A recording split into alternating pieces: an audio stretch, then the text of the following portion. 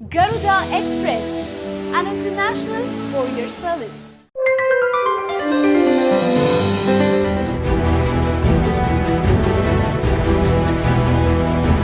Adolf Hitler. ఈ పేరు వింటేనే ప్రపంచం మొత్తం గడగడలాడిపోతుంది. ఇది జగమెరిగిన సత్యం.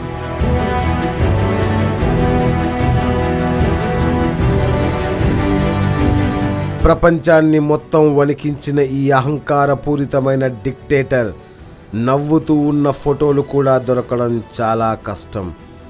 ఒక్క మాటలో చెప్పాలంటే ఎవరైనా మొండిగా పోయే వాళ్ళని మనం ఎరా హిట్లర్ అనేస్తాం.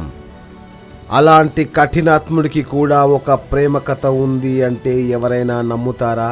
అసలు హిట్లర్కి కూడా మనసుందా అని అడిగే వాళ్ళు కూడా ఉన్నారు.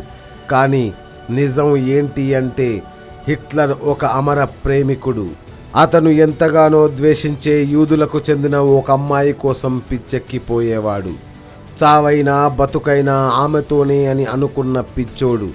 చివరిదాకా తాను ప్రేమించిన విషయం ఆమెకి చెప్పలేకపోయిన పిరికోడు, నిస్సహాయుడు.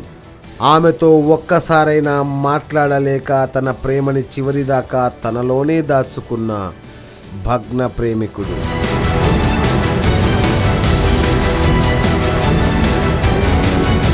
అవి హిట్లర్ 16 ఏళ్ల యవ్వనంలో ఉన్న రోజులు.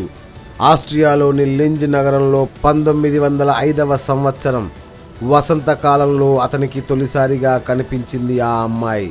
హిట్లర్కి ఆ రోజుల్లో తనలాంటి వ్యక్తిత్వం, ఏ విషయంలో అయినా గట్టి పోటీ ఇచ్చే ఆగస్ట్ కుబిజెక్ అనే ఒకే ఒక స్నేహితుడు ఉన్నాడు.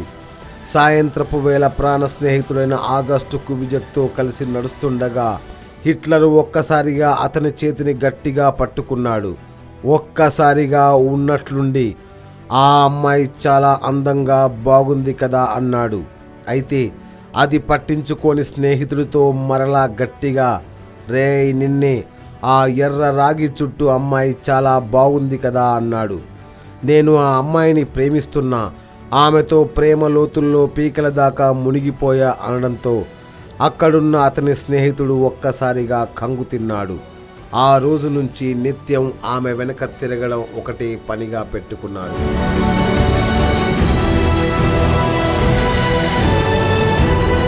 అయితే ఆమె పేరు స్టెఫానీ ఐజక్ అని, వాళ్ళు మనకంటే డబ్బు పరపతి కలవారని స్నేహితుడికి చెప్పాడు ఆగస్ట్ కుబిజెక్. అయితే దానితో పాటుగా హిట్లర్ ఎంతగానో ద్వేషించే యూదులకు చెందిన అమ్మాయి అని కూడా చెప్పాడు. అయినా ఎక్కడా తగ్గని హిట్లర్ ఆమెని ఆరాధించడం మొదలుపెట్టాడు. ఒకానొక సమయంలో చావైనా బతుకైనా ఆమెతోనే, ఆమెను కిడ్నాప్ చేసి పట్టుకొని నదిలో దూకి కలిసి చనిపోయి తన ప్రేమను చావుతో అయినా జయిస్తా, కలిసి తుది శ్వాస విడుస్తా అన్నాడు. ఇలా చెప్పిన కొద్ది రోజులకే హిట్లర్ తల్లి క్యాన్సర్తో మరణించింది. అయితే కడసారి హిట్లర్ తల్లిని చూడటానికి వచ్చిన ఆమెను చూసి తనని ఓదార్చడానికే ఆమె వచ్చిందని హిట్లర్ స్నేహితుడితో అన్నాడంటే అతను ఆమె ప్రేమలో ఎంతగా మునిగిపోయాడో మనం అర్థం చేసుకోవచ్చు. ఈ సంఘటన జరిగిన కొద్ది రోజులకే హిట్లర్ అనుకోని పరిస్థితులు, సంఘటనల వల్ల వియన్నా వెళ్ళిపోయాడు. అతను ప్రాణం కన్నా ఎక్కువగా ప్రేమించిన ప్రేయసి స్టెఫానీ ఐజక్కు ఓ ఆస్ట్రియా మిలిటరీ అధికారితో 1908లో వివాహం జరిగిపోయింది. సరిగ్గా ఇది జరిగిన 5 సంవత్సరాలకి 1913లో క్రిస్మస్కి ఆమెకు శుభాకాంక్షలు తెలుపుతూ హిట్లర్ ఒక పత్రికలో ప్రకటన వేయించాడు. ఎంతో నిరంకుశుడు, దుర్మార్గుడు, కఠిన హృదయుడు అని పేరున్న హిట్లర్ అమర ప్రేమ గాథ మూగగానే ఆమెకు తెలియకుండానే అంతరించిపోయిన హిట్లర్ మాత్రం కడదాకా ఆమెను ప్రేమిస్తూనే ఉన్నాడు. అయితే ఇదంతా తెలుసుకున్న మీడియా సంస్థ ఒకటి ఆమెను ఆ తరువాత కనుగొని ఇంటర్వ్యూ చేయగా తాను లింజులో ఉండగా ఊరు పేరు లేని ఒక ఆకాశరామన్న ఉత్తరం వచ్చిందని, దాని మీద ఒక అనామక వ్యక్తి తాను డిగ్రీ పూర్తి చేసి వస్తానని, అంతవరకు తన కోసం వేచి ఉండమని రాశాడని, అది ఎవరు రాశారో తెలుసుకుందామన్నా తిరిగి స్పందిద్దామన్నా దాని మీద అడ్రస్ కూడా లేదని చెప్పారు. అయితే యూదు అనే పదాన్ని సైతం పలకడానికి ఇష్టపడని, ఓటమి అంటే ఎరగని, ప్రపంచాన్ని వణికించిన ఒక నియంత జీవితంలో మాత్రం ప్రేమలో ఓడిపోయాడు. అన్నీ సాధించిన అతడు తన ప్రేయసి ప్రేమని కాదు కదా తాను ప్రేమిస్తున్నా అన్న ఒక్క మాట కూడా ఆమెకి చెప్పలేకపోయాడు. ఎంతటి వారలైనా ప్రేమకి బానిసలే. ఎంత ధైర్యమున్నవాడైనా ప్రేయసి ముందు మాట్లాడేప్పుడు పిరికివాడే అనడానికి హిట్లర్ ప్రేమ కథే నిదర్శనం.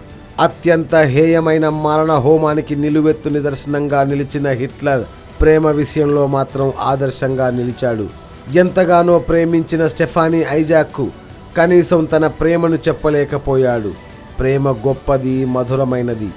చివరిదాకా ప్రేమించిన అమ్మాయిని ప్రేమిస్తూ ఆరాధిస్తూ ఉండే మూగ ప్రేమికులు ఒక్కసారి నోరు తెరిచి తమ ప్రేమను వ్యక్తపరిస్తే ఆ ప్రేమ ఫలించవచ్చేమో.